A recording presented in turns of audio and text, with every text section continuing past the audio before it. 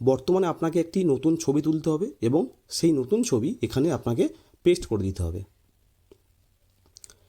নিচে দেখুন,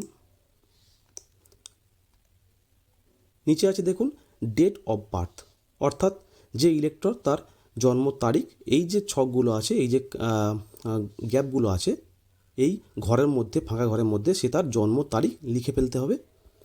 আধার নাম্বার, এখানে আধার নাম্বার লিখতে হবে, তবে এটি অপশনাল, কেউ লিখতেও পারেন নাও লিখতে পারেন, তবে লিখে ফেলাটাই আমার মনে হয় ভালো।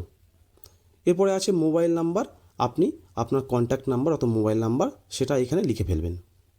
ফাদার্স অথবা গার্জেন্স নেম, এখানে কি হবে, যে ইলেক্টর ফর্মটি ফিল আপ করবে তার গার্জেন নেম, অর্থাৎ সে তার বাবা অথবা মায়ের নাম লিখবে।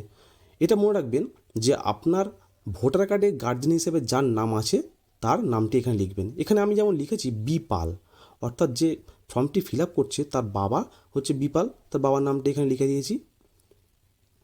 ফাদার্স গার্জেন্স এপিক নাম্বার, এখানে কি আছে, যে বাবার অথবা গার্জেনের যে এপিক নাম্বার সেটাই এখানে লিখতে হবে। এখানে আপনি যে বাবার এপিক নাম্বার সেটি লিখে ফেলবেন। এরপর আছে মাদার্স নেম, অর্থাৎ তার মায়ের নাম, যে ফর্ম ফিল আপ করবে তার মায়ের নামটি এখানে লিখে ফেলবে। আমি যেমন লিখেছি এখানে সিপাল, তাহলে সিপাল লিখলাম মার নাম। এখানে আছে মাদার্স এপিক নাম্বার, মায়ের এপিক নাম্বার এখানে লিখলাম।